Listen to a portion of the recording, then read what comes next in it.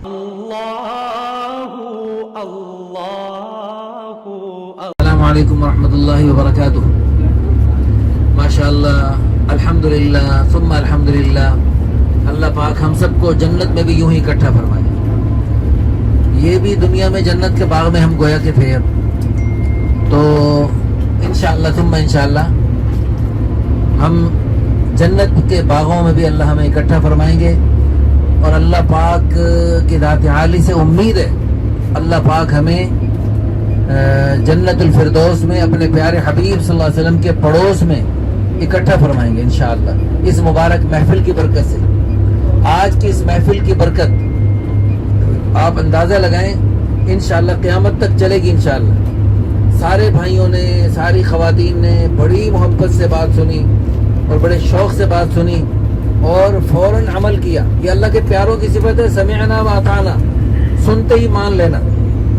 جو اللہ کے پیارے نہیں ہوتے وہ کہتے ہیں سمعنا و عصینا، سن تو لیں گے مانیں گے نہیں. تو آپ سب اللہ کے پیارے تھے، آپ نے ماشاءاللہ اہتمام سے سب نے باجماعت نماز ادا کی. اللہ پاک ہم سب کو یوں ہی پانچوں نمازیں باجماعت اہتمام سے پڑھنے کی توفیق عطا فرمائے، اور ہماری بہنوں کو، ماؤں کو، خواتین کو گھروں میں نماز کا، تلاوت کا، ذکر کا، عبادت کا اہتمام کرنے کی توفیق عطا فرمائے. آپ سے گزارش یہ ہے کہ ایک تو ہمارا جو ہے نا یہ جو سفر ہے یہ انتہائی بابرکت بن گیا انشاءاللہ، جنت والا سفر بن گیا انشاءاللہ. ایسے ہی ہم کوشش کریں جب بھی کوئی سفر ہو اس میں کوئی دینی باتوں کا اہتمام کر لیا کریں. اب ایک دوست نے ماشاءاللہ آپ نے بتایا کہ ایسا لگتا ہے کہ وہ جو شروع والا سفر تھا جس میں دین کی بات چل رہی تھی، اس سفر کا پتہ ہی نہیں چلا. تو اللہ پاک سفر کو آسان بنا دیتے ہیں، بابرکت بنا دیتے ہیں، اور جہاں جاتے ہیں وہاں پر اللہ خوشیاں دکھاتے ہیں. جن جن کاموں کے لیے جا رہے ہوتے ہیں اللہ پاک وہ کام آسان بناتے ہیں. اور کام تو بھائی اللہ کے بنانے سے بنتے ہیں. ہم لاکھ ٹکرے ماریں، اللہ پاک کی طرف سے فیصلہ نہ ہو تو کام نہیں بنتا، بنتے بنتے بگڑ جاتے ہیں. اور اللہ پاک فیصلہ کر لیں تو اللہ پاک بالکل ہمارے گئے بغیر بھی اللہ پاک قادر کام بنا دیتے ہیں. اللہ پاک ہم سب کو ہر وقت اپنی ذات عالی کی طرف متوجہ رہنے کی توفیق عطا فرمائے. پچھلے دنوں آپ نے ایک ویڈیو دیکھی ہوگی جس میں ایک کار کا حادثہ ہوا. اس حادثے میں جی وہ گاڑی کا کچومر بن گیا، اور اس انسان تو ٹماٹر کی طرح چٹنی بن گیا ہوگا، لیکن اس میں گانا بدستور چل رہا تھا. گاڑی کے حادثے ہونے کے باوجود وہ جو گانا پہلے سے چل رہا تھا وہ چل رہا تھا. تو کتنی خطرناک موت آئی. دیکھو جی، ہم اپنی محفلوں میں موت کی بات ہم کرنے لگتے ہیں نا، تو بعض لوگ، جاہل لوگ کہتے ہیں پوریاں گلا نہ کرو، یہ منحوس باتیں مت کرو. جبکہ حضور صلی اللہ علیہ وسلم کا ارشاد گرامی ہے، اکثروا ذکر حادم اللذات، لذتوں کو توڑنے والی چیز موت کو کثرت سے یاد کرو. حضور فرماتے ہیں موت کو زیادہ یاد کرو، اور جاہل لوگ کہتے ہیں موت کی بات ہی مت کرو. تو کیوں جی، حضور صلی اللہ علیہ وسلم کی مان کر ہمیں موت کو یاد رکھنا چاہیے، یہ جاہلوں کی مان کر موت کو بھولے رہنا چاہیے. اور یہ بات ایک سوال میں آپ سے کرنے لگا ہوں، تھوڑا سا مشکل سوال ہے لیکن توجہ دیں گے تو آسان ہو جائے گا. جو لوگ موت کو یاد رکھتے ہیں بس وہی مرتے ہیں، اور جو موت کو بھولے رہتے ہیں وہ تو نہیں مرتے نا. جو موت کو بھولے رہتے ہیں وہ مرتے ہیں،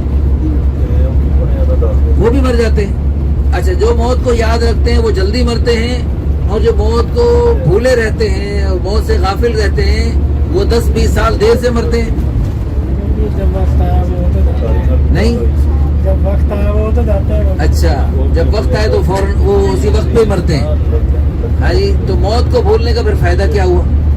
موت کو تو یاد رکھنا. موت کو بھولنے کا یہ فائدہ بھی نہیں ہو سکتا کہ ہم موت سے بچ جائیں، اور موت کو بھولنے کا یہ فائدہ بھی نہیں کہ ہماری موت تھوڑے دن کے لیے، تھوڑے گھنٹوں کے لیے، تھوڑے منٹوں سیکنڈوں کے لیے ٹل جائے، بلکہ جو وقت مقرر ہے اس پہ ہم نے مر کے رہنا ہے. تو موت کو یاد رکھنا سب سے بڑا فائدہ یہ حضور صلی اللہ علیہ وسلم کے فرمان عالی شان پہ عمل ہو گیا. تو اور دوسرا یہ ہے کہ جس کو موت یاد ہوگی وہ کبھی جو ہے نا یعنی گناہوں کے کاموں میں آگے نہیں بڑھے گا، اور نیکی کے کاموں میں سستی نہیں کرے گا. یہ ہم سے گناہوں کے کاموں میں جرأت کیوں ہوتی ہے اور نیکی میں ہم کیوں سستی کرتے ہیں؟ نیکی میں ہم کیوں سستی کرتے ہیں؟ اس لیے کہ ہمیں موت بھولی ہوتی ہے۔ اللہ پاک ہم سب کو ہر وقت موت کو یاد رکھنے کی توفیق عطا فرمائے اور ہر وقت موت کے لیے تیار رہنے کی توفیق عطا فرمائے۔ دیکھو بھائی، موت کی تیاری سب سے بڑی کیا ہے؟ ہر وہ کام کریں جو موت کے بعد کام آنے والے ہیں۔ اچھا، کچھ نیکی ایسی ہے جو آپ جب کر رہے ہیں تو آپ کے کھاتے میں لکھی جا رہی ہیں، اور آپ کرنے کے بعد ایک طرف ہو گئے، بس وہ سلسلہ ختم ہو گیا، جو مل گئی سو مل گئی۔ آپ جو اپنے نمازیں پڑھی، اپنی نماز پڑھی، اپنا ذکر کیا، اپنا قرآن پڑھا، وہ آپ کو اپنا ثواب مل گیا، آپ کے کھاتے میں لکھا گیا، مزید سلسلہ نہیں چلا۔